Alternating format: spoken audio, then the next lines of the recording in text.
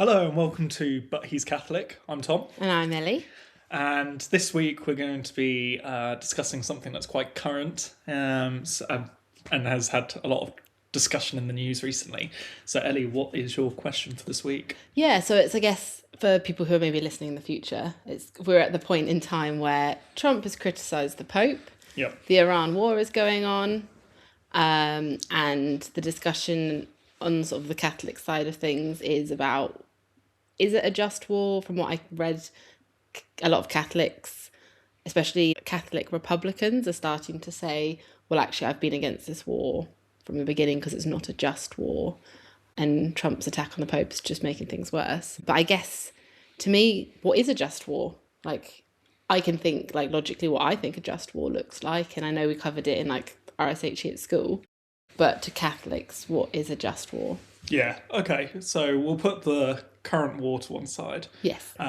So the Pope said that it's an unjust war. So I guess So for Catholics, it is. So I guess we have to submit to the authority of the Pope. So I guess Which we might talk about another time as well, because I'd be interested. Yeah, we'll talk about the authority of the Pope on another podcast, as that's kind of tied up to this recent discussion of like certain members of Trump's administration who are Catholic, who seem to be very much going against the authority of the Pope, and why do we have a Pope in the first place would be an interesting discussion. But I mean, just to be fair, like I've actually read a lot of people who are very much Team Trump going, no, but actually the Pope is more important. We've got a head of state in Trump, but the Pope is more than that. Yeah, I would say that's the correct way to be thinking. Yeah, well, that the Pope is supreme. But yeah, we'll talk about that more. But so we've got this thing where the Pope has made it very clear that he believes the current war in Iran, or the way it's being waged by the American military, is an unjust war. So what is a just war? Really interesting question. I think when you proposed it to me this morning, I went on my walk, my brain was just ticking away because there's so much to it. And it brings me back to my A-level philosophy on, because this was one of the subjects I had to do as part of my paper. You know, in these A-level papers where you get like, you have the questions you have to answer, then you get the choices. So we had a series of choices, and our teacher picked just war theory. I think we had something like that in my critical thinking A-level, yeah. I think it's a very interesting debate, and it's one of those ones where you can give like multiple sides and multiple like theories, and I think and you can get into it in a less emotional way than like lots of schools will pick. Yeah. Sexual ethics or ethics around death or crime and punishment is not quite a common one as well. Yeah, prisons and the prisons, but we had for our A level we had the just war theory. So I think probably the best place to start is kind of a history of how the church / Christian tradition sees violence. Yeah, because of course there is some violence in the Bible, and so it's not it's just always not allowed. Yeah. Okay, so on one hand in the Bible, we have things like Jesus saying, if you live by the sword, die by the sword. Sermon on the Mount, he says, blessed be the peacemakers. He's obviously teaching a very peaceful message. And then you've got things like the God's commandment, the 10 Commandments given to Moses, thou shalt not kill. Yeah. So that would suggest a very peaceful, pacifist faith. Well, I guess linking back to our thing on the like crucifixion and the resurrection, Jesus didn't fight, did he? When he was going to be crucified, he didn't try and get an army together and fight back. He just went with it. Exactly, and he doesn't. Once he comes back from the dead, after his resurrection, he doesn't go and fill them in, does he? He doesn't go and fight them. So lots of people do interpret all that evidence to suggest this is Christianity and Catholicism is a peaceful religion, and it's very much all be pacifists. Exactly, that pacifism and that the pacifist movement very much comes from Christianity. When you got movements like Quakers and stuff. Yeah. So that is one interpretation. However, on the flip side, as you've already said, there is a lot of violence in the Bible, and a lot of it seems justified, seems deemed by God. So we've got lots of examples in the Old Testament of God destroying his Yeah. enemies. So we've got things like Sodom and Gomorrah, Yeah. which completely wipes off the map for their sins. Noah's Ark is quite violent. Noah's Ark, extremely violent, drowning everybody. We've got him then helping the Israelites to conquer and defeat their enemies through war, and through divine help and divine grace, they are defeating their enemies so they can establish their kingdom of Israel. So we've got examples of divine backing there to war and sometimes direct involvement to commit violence. Yeah, and helping people win, backing one team. Exactly. And then you've got Jesus as well. So Jesus, if you remember the story about him going into the temple and seeing the money changers. Yeah. And then what does he do then? He gets really angry and he starts throwing over the tables. He picks up a whip and starts whipping them. Oh, wow. I know the flipping the tables. So he flips the tables, he starts whipping them with a kind of I think it's like a wooden birch rod. Like the one you'd like use to herd sheep. So he starts whipping them, he gets rid of the animals, he gets rid of the money changers. So again, okay, on one hand he's saying, blessed be the peacemakers, but he's also using a whip, anger and violence.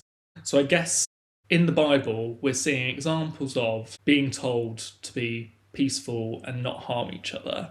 But on the other hand, we've got examples of God himself possessing righteous anger and using violence to, I guess, achieve his aims. Yeah, and I guess you do get a lot of people talking about how God is vengeful and that kind of thing, and that actually being like a big focus of certain people, like in their preachers in their speeches. Yeah, exactly. And a lot of people will sometimes try and like cling on to those as well. So vengeance is mine, saith the Lord. Yeah. And like fear the wrath of God. Fear the wrath of God. Yeah. That's that bit in Pulp Fiction, isn't it? When he's got that bit from the Bible that he talks about. Yes. So strike down with furious anger those who attempt to destroy and I can't remember exactly, but destroy or poison my brothers, and you'll know that I'm the Lord, and I lay my vengeance upon thee. So there's lots of examples of God using violence in a righteous manner. Yeah. Okay. And then if we come away from the Bible, so we look into our historical tradition as well, again, we've got this mixture of peace. So in the medieval period, we've got the Peace of God movements and the Truce of God movements. So these were Catholic Church initiatives to try and control the level of violence in medieval society. Right. So the main objective was to do things like, in terms, limit the violence, but especially overall just to stop Christian on Christian violence. Right. Yeah. So things like... because at this point you wouldn't have held all the denominations. Most people were Catholic. It's all Catholic. It's all Catholic. In Western Europe, it's all Catholic. Maybe small populations of Jews, especially. Yeah, but as in Protestantism hasn't really been created. No, not at all. That's not for another couple hundred years. Yeah. So there's these regulations about you can't fight on certain days, and in war you have to act in a certain way. So there was these a bit like an early Geneva Convention. Yeah. So that's one hand. But on the other side, you've then got, at the same period, you've got the Crusades. Yeah. And you've got a Pope. And that's known as the Holy War, isn't it? A crusade is a holy war. Yeah. It's a divine, through the Pope, a divinely inspired war, or divinely commanded through the Pope, they say. So on one hand, we've got don't kill each other, but you've got go to war go to the Crusades to reconquer the Holy Land. Yeah. And then you've got, not only have you got the early Crusades into the Holy Land, but then you've got the Crusades against the Cathars in southern France. You've then got the Baltic Crusades, where they try and conquer places like Estonia, Lithuania, Latvia later, and turn them to Catholicism. Well, and you said about how one of the rules is don't fight on certain days, so that's suggesting that the other days it's fine to fight. Exactly. So again, you've got this mismatch between peace and also divine violence, or violence for a certain purpose. Yeah. And then I guess that is the just war, no? Maybe. Okay, so let's talk about it further. So then, what about the Crusades is a really interesting example. So what lots of historians kind of discuss, because the Crusades was happening at the same time as the peace and truce of God movements in the medieval period, a lot of people argue that the Crusades was an outlet. It was the idea of Okay. taking all the, because you have all these knights and all these noblemen, and they love fighting each other. So why don't we just ship them off somewhere else To fight somebody to else fight somebody else? rather than each other. Exactly. So instead of Christian on Christian violence, we'll just ship the problem to the Middle East, and they can achieve a fairly higher aim of reconquering the Holy Land in the name of the church. But that will also kind of siphon off the violence happening in Europe, because you get rid of all these violent men, you put them somewhere else. And they've got an aim. So it was. I feel there's a lot of historians argue that it was driven to kind of try and stop this medieval violence happening amongst Christians. So it would suggest that violence is okay in the early church, the medieval church, if it's pursued against another. So basically, you can fight anybody but another Christian. Exactly. Okay, so that's an offensive example. So those are Christians on the offensive, being commanded by the church to go to war. Yeah. And especially if it's an aim to like achieve a higher purpose for the church. Bring Like Christianity somewhere bringing else. Christianity somewhere else, getting rid of an enemy, conquering a land that the church sees as part of its realm. And then you've got lots of examples through history, whether it's seen by the people at the time as having this significance or seen by people later. You've got lots of battles, significant battles throughout medieval history. And modern history is seen as kind of being divine. But these are mostly defensive as well. So the Crusades is an offensive example. These are defensive examples. So we've got Charles Martel at the Battle of Tours. So he, Spain and Al-Andalus used to be under the Islamic Caliphate. Yeah. So the Islamic Caliphate's trying to expand into southern France. Charles Martel, this Frankish leader, defeats them. And this has always been seen as kind of this great battle in defence of Christendom. Because if he hadn't defeated them at Tours, Christendom would never have existed. Yeah. Because the Caliphate would have continued to expand. So that's the kind of significance that people saw at the time and see now as well, or have seen throughout history. So there's an example of a defensive battle against, again, an other. Yeah. And then we've got things like Alfred the Great in this country defeating the great heathen army of the Vikings. Yeah. And the idea that he kind of saves Christendom, or the English Christian realm, from these invaders. What about, and my mind always goes to the Tudors, because Yeah. that's my period of history. Things like, and I know that it's kind of a fallacy that Mary I did actually kill that many Protestants, and actually I think Edward actually did way worse to Catholics. But what about things like that, where the monarch basically says, okay, well, I'm going to kill people who don't believe in my faith, my version of things. We will come to that. We'll come to that. Yeah, Okay. we'll come back to that. You later have and a discuss whole that. long list. So those are two examples. Then later we've got examples where they fit this defensive criteria, and they're also against the other, but they're also actually seemingly supported by direct divine intervention. So a lot of the time it's Mary, the Virgin Mother herself, directly intervening to support troops. And so again, there's this feeling of divine confirmation to support war. So my examples, there's the lifting the siege, the Battle of Vienna. So again, Ottoman armies trying to conquer Europe, they try and lay siege to Vienna. Various alliances of Western powers break the siege, and again, that stops Ottomans advancing. So again, it's this idea of people that aren't Christian who are trying to conquer Christian lands, and that's again kind of seen as a kind of divinely inspired victory. What about... We've got the Battle of Lepanto is probably the most famous one. Again, it was a naval battle against the Ottoman Empire by various alliances of Western powers against an invading army. And then even like in modern times, during the Russian-Polish Civil War, we've got the Virgin Mary apparently directly interceding. It's the Battle of the Vistula, but lots of people call it the Miracle on the Vistula. It's where the outnumbered Polish army defeats the Russian communist army and manages to save Poland during this war and to defend Warsaw.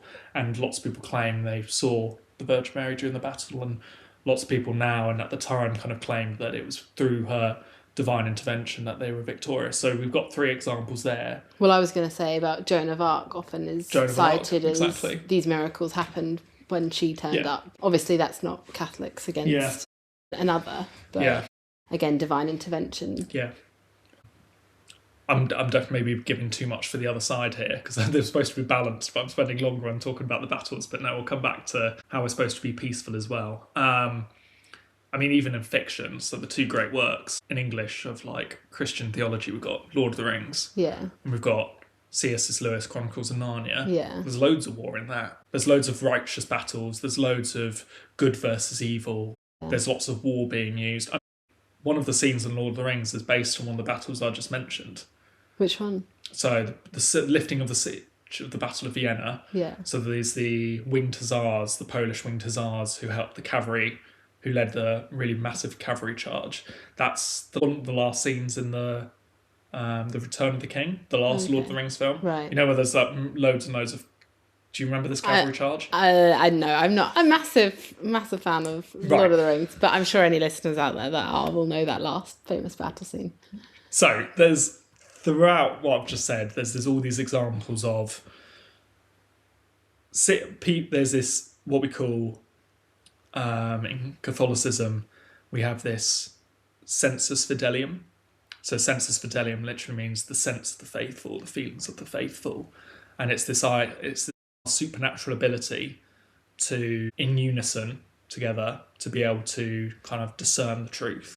And I think running through history, there seems to be this idea that in certain circumstances, mostly defensive, there seems to be an ability for war to be justified. And not just justified, but virtuous. Yeah. Because I think a lot of things I've seen recently online, I don't know if you've seen this, where people are like, but war's sometimes a necessary evil. Yeah. And I think I have a problem with it being necessary evil, because we'll do a podcast on the nature of God probably, but in Catholicism and Christianity, God is good. Right, so you can't have a necessarily evil, because by definition it can't be evil. Yeah. So it's got to be virtuous. If God is doing it, and it's the will of God, God is omnibenevolent, omni-good, is goodness himself.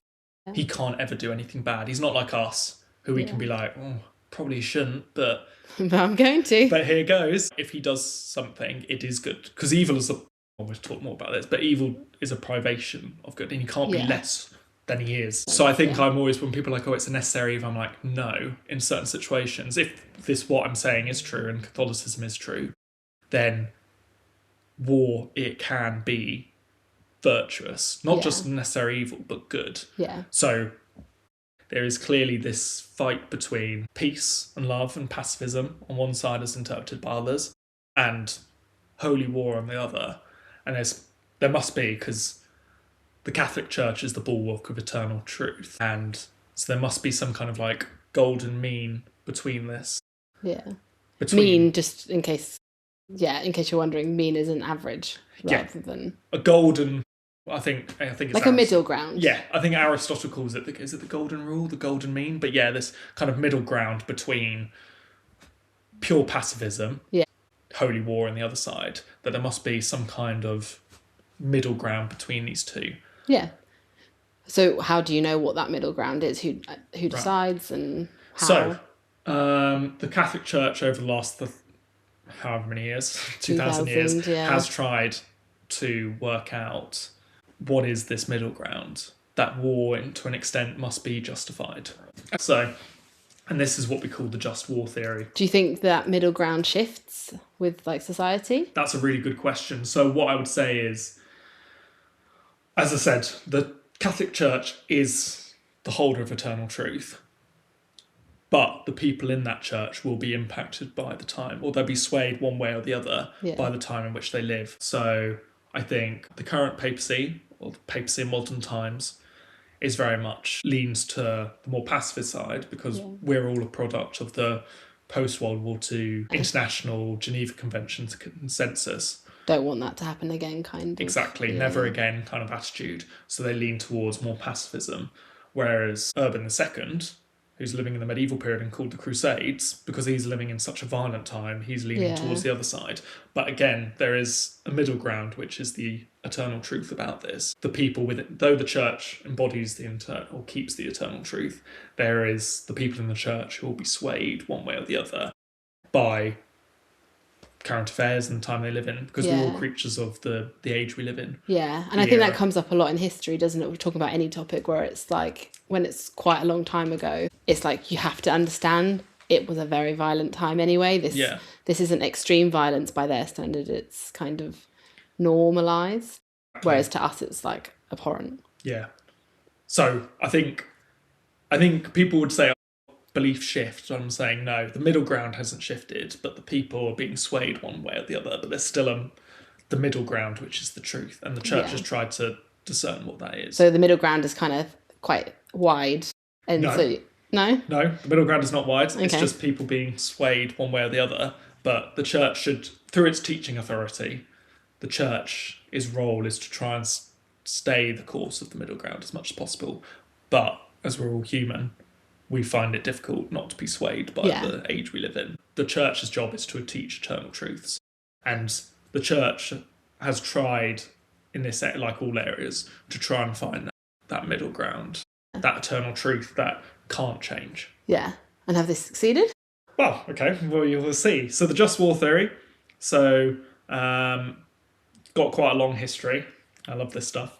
So, starts with St. Ambrose. So, which is when? St. Ambrose is living in the 4th century. Okay. So he's a contemporary or a near contemporary of St. Augustine, who we're going to talk about in a minute. Okay. But yeah, I'm going to take you on a wild thousands of years of history. Thousands of years of Christian history here, which I love. But we will get onto your point about the Tudor period. So St. Ambrose, he's very much saying that war is legitimate for defensive purposes. Mm-hmm. Or punishment of serious wrongdoing. Right. So basically you can attack if someone's done something really wrong. Mm-hmm. You always can defend yourself. Yeah. Mm-hmm. But it's got to be waged by a government. Okay. So it can't just be random people. No vigilante groups. It's got to be by a just, or what's the word? It has to be done by a proper authority. I can't just get a group of lads and start attacking people. Yeah. So has to be defensive, maybe punishment for serious wrongdoing, and we'll come on to that more in a minute. But it also says there's lots of rules for the way you act in war. I was going to say, treating. You can't just like massacre everybody. I was going to say, is there the whole like protect the innocent, like we have nowadays, like civilian casualties shouldn't be. Don't attack civilian things. Yeah. So basically, it's quite similar to our current thinking. Yeah, this is what Geneva Convention is born out of, all these kind of things. Yeah. He also talks about using it against heretics.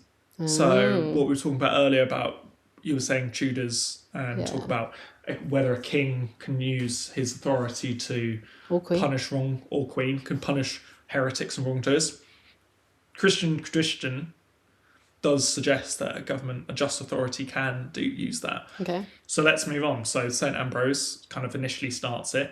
St. Augustine, who's kind of the main... The ultimate guy. The goat. The goat. No, you're not a teenager. You can't use that. He's the OG. Again, the goat is coming in a minute. You're too old. You're too old to use that. My students love it when I start using the goat and the OG. I say love it. They're laughing at me. But. So St. Augustine kind of develops on all that, and he really makes a thing of the government and the just authority having the right to use the sword to defend the church. And it all comes from a bit in Romans. So there's this bit in Romans that says... Romans being in the Bible. The letter, Paul's letter to the Romans. Right. So one of the books in the Bible. It says that governments is God's servants for your good. I'm paraphrasing this. Yeah. But if you do wrong, be afraid, for he, a government, does not bear the sword in vain. For he is the servant of God, an avenger who carries out God's wrath on the wrongdoer.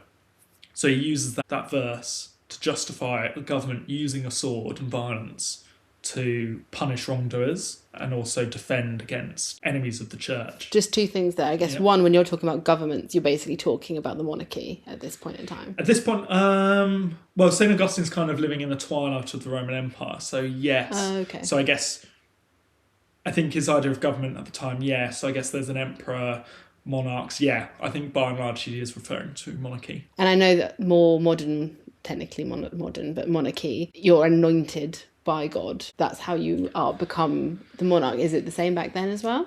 The in-depth belief about anointed kingship comes later. That's more of a late medieval invention, but there is a belief, because David is the anointed king in the Bible. Right. There is an idea that all kings are the anointed secular rulers, though they're not actually, and a lot of them aren't anointed in the kind of formal sense. There is the idea that a king is in a position of secular authority, who is their job is to reflect God's will in the secular realm. Well, I guess in the end, everything's decided by God, so they wouldn't have made it as emperor if God didn't want it. To an extent, yeah. Yeah. But the whole like formal anointing thing, that's not started. That kind of comes about in Western Europe, in France in the late medieval period, and then Britain, England kind of steals the idea. So Augustine very much makes like governments, Christians who are part of the government, they should want to protect peace. They should use like force and violence to punish wickedness, and actually it would be morally wrong for a Christian or a government of Christians to essentially kind of chicken out of and be weak and kind of go, oh no, we can't do violence. Violence is really bad, but let all this evilness and wickedness to continue, and to let an invading force, an aggressor, to conquer your land and kill your people. Yeah. He would say that's moral cowardice. Yeah. And actually the opposite is true, that actually you're not being moral by being weak.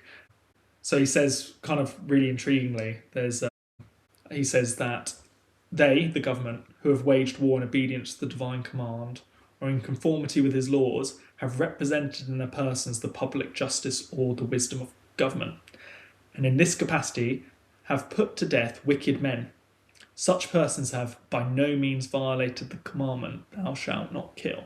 Okay, so basically by killing somebody who's bad, you're not betraying the commandment. Exactly. So using violence, a just authority, using violence against wickedness to stop wickedness, whether that's within the community. So we think criminals. Yeah. Lots of people would just use his idea to justify like execution, death penalty, public order control, but also for war. Yeah. Okay. Makes sense. And now we get onto the greatest of all time. Yeah. So this is St. Thomas Aquinas. So he gets all those ideas I've just talked about, and he is like St. Thomas Aquinas always does. In his Summa Theologica, he really formulates all these ideas. I'm sure we'll talk about him lots. Yes. He formulates it into strict rules that we must follow. Right. For us to achieve a just war. And he kind of separates it into two things. So he separates it into justification to be in the war in the first place. He also has an idea of how war should be fought while we're in it. Yeah. So there's two conditions. So it's like step 1, should you go to war? Yeah. Step 2, okay, guys, you're in a war, this is how you should behave. Exactly. So let's go through his formulation. Rule number 1, the war must be fought by just authority. Mm-hmm. So it can't just be random. It's got to be, in his time, a sovereign, a monarch. Yeah. The war has to be waged for a just cause. So either you're being attacked or you need to defend yourself. And that could be both defensive and unoffensive. Mm-hmm. So like a good example would be like the D-Day landings. Yeah. Okay, you're not being directly attacked, but the offensive action is a defensive action. Yeah, so that's fine. You're stopping someone coming for you. You don't literally have to wait until they come for you.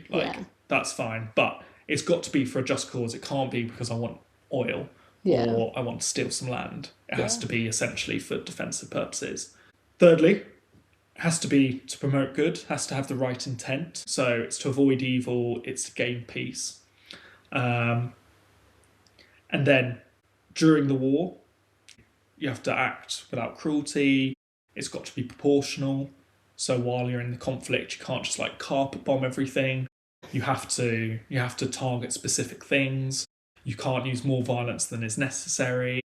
You have to limit the war to just combatants. You can't go after civilians. You can't go after civilian infrastructure. You can't burn the crops and salt the land, burn villages down. So there's rules about what you should do in war. So killing civilians is a definite no-no. So basically, hearing that list of rules, that is basically the Geneva Convention, isn't it? To an extent, yeah. I mean, I think everybody listening would probably listen to both those steps, the sort of step one, why to go to war, step two, what to do in war. That's something that I think everyone would agree with in modern times as well. Definitely. So the Catholic Church does have what we'd probably Pope Leo is using to judge criteria. So the Catholic Church got all this stuff together and put all these beliefs in the Catechism of the Catholic Church and the Novices. And these are the 4 conditions now, which we're all supposed to use now. And they're all mostly based on Thomas Aquinas' formulation with a few differences. Okay. So I'll be interested to see what they've changed. So it's supposed to be legitimate defensive. So the 4 criteria for me to get into the war. So this is known as kind of jus ad bellum, so justification for the war. So has to be competent authority. Yeah, so again, same. Has to be, in this time, it could be an elected government, it could be a king, it could be any competent, just authority. The threat I'm facing has to be grave, certain, lasting. Yeah, so I can't just assume that they might, but I have to be being attacked. Right. And I have to know that I'm going to be attacked. All other means of putting an end to the war. Diplomacy. Pope Leo was mentioning diplomacy. That has to be proved. I have to try everything possible to prove that war is the only option. What about has to be a last war to then get them to the table to talk diplomacy? No. So you have to try everything else first before you go to war. There has to be a serious prospect of success. Okay. I can't just wage a war as a last-ditch attempt, because that's just a waste of lives. Yeah, so basically you have to know that you've got a good chance of winning. Yeah. Okay, that's new. That's interesting. The use of arms must not produce greater evils and problems than what would have happened in the first place. Yeah, that makes sense. So if causing a war, if I was like, oh, this invading army is going to kill 1,000 Christians, but 10,000 people are going to get killed in the war, that condition would probably say I shouldn't be going to war. Yeah. And then we've got jus in bello, so what should happen in war in modern times. So there's the distinction, so that's combatants, non-combatants. Right, yeah. Only going for combatants. Proportionality, so we talked about nuclear weapons, probably not proportional. Yeah. Carpet bombing, probably not proportional. Artillery shelling a military base, probably proportional. Yeah. So directly, I guess maybe proportionality and direction are the same thing, is that you've direct it towards things that actually are to do with the war. Yeah. Rather than just kind of... But to say that, maybe if I carpet bombed a military place, that would be unnecessary. But using artillery fire to attack it, that's probably proportional. Yeah. I guess it's the extent to which. And I guess it's a bit like, again, maybe we don't want to get too current and political, but like when people bomb, say, like a hospital, but that's because they know for sure that like terrorists are using it as a base. So again, it's kind of focused for a reason, even if... I mean, that's open for debate. Yeah, okay. I just want to get the discussion a bit more controversial. No. You don't want to go there. I'm scared of people online. Yeah, I think in current rules of war, especially like British SOPs. What's an SOP? Like standard operating procedure. Okay. So I think those kind of things are allowed if warning's been given. Whether it would be in line with Catholic teaching about jus in bello. Maybe it's a grey area. So I think it's grey area, but I know that most Western militaries would say that's justified in certain conditions. Jus in bello also needs a direct aim. I can't just be like, oh, let's just hope for the best. Let's see what happens. Every action within the war has to have a direct aim and an impact I want from it. Yeah. And the impact has to be good. Treatment of prisoners and civilians has to be good, and you can't use weapons. You can't use methods of war that are also immoral. So I think forcing enemy combatants' children, using child soldiers would be a no-no. Using rape as a weapon of war would be a big no-no. Yeah, any form of torture. Using torture to get control, those kind of things. Biological weapons, big no-no. Okay, so that's really interesting, to see how it's kind of shifted a little bit more in the modern periods, I guess, to adapt to the type of warfare that we now have compared to Thomas Aquinas. Great. I think this has been a really interesting episode, and I think you've really answered that question of a just war well. I love that there's like a literal criteria that's really clear cut, and it's really interesting to see how actually it hasn't changed over time and it's still really applicable now. I mean, that's all Thomas Aquinas. He loves a list. So do I, yes. He's very organised. But yeah, I think, what's your understanding now? I know I've basically just talked in so much detail for the last 40 minutes, and I think my enthusiasm's got away with me, but I think... Yeah, our longest episode. I mean, a longest episode, but as you can see, the development through time, seems to be a commonality running through the history of the church. You're right. There is a ground that is basically stuck to for thousands of years. And then, like you said, even the Bible, going back to the beginning of the episode, you've got the bits where there's violence and the bits where there's peace. And again, it reflects that ground and where that ground has come from. And where do you think the Catholic Church's ground is? What do you mean? God, I didn't think there was going to be a quiz at the end. I'm seeing, because I've thrown a lot of information at you. Well, no, but like I said, what is a just war then for a Catholic?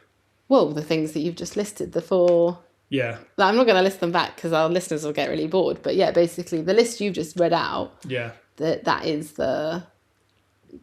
to me, that makes complete sense. And like I say, again and again, like I think, even if you're not Catholic, most modern people would hear the rules for going to war and then the rules when you're doing war. That's completely exactly what they would agree with. And that is what international law is probably basically supporting and based on. I would say probably international law does veer more to the pacifist side. I think official as you've seen, the official Catholic doctrine on what a just war is a lot more, like, war is a lot more acceptable, I think, than maybe modern international law allows for. I think the Catholic tradition is that essentially, if it's a defensive war and you act proper and you've also proper, and you've exhausted all other means, that's the last resort. I think essentially the Church is saying, the eternal truth of the Church is saying that you can use violence in defence. Yeah, to the correct degree. Yeah. Is that the right answer? No, it's, Sorry, I just wanted to... I feel like I've never asked you whether... No. That makes complete sense. It's just retrieval practice. It's really interesting. And like I say, you've very much answered my question of a just war, even if it has taken you 40 minutes. So I hope they enjoyed it as much as I did. Yeah, well, I did certainly, and I hope, listeners, I hope you're still with us after our episode that's double the length of our normal ones. So let us know your thoughts in the comments as well. Make sure you share it with people. Make sure you give our podcast a listen. Not listen, obviously a listen, a follow as well. Thank you for listening. This has been But He's Catholic. Goodbye.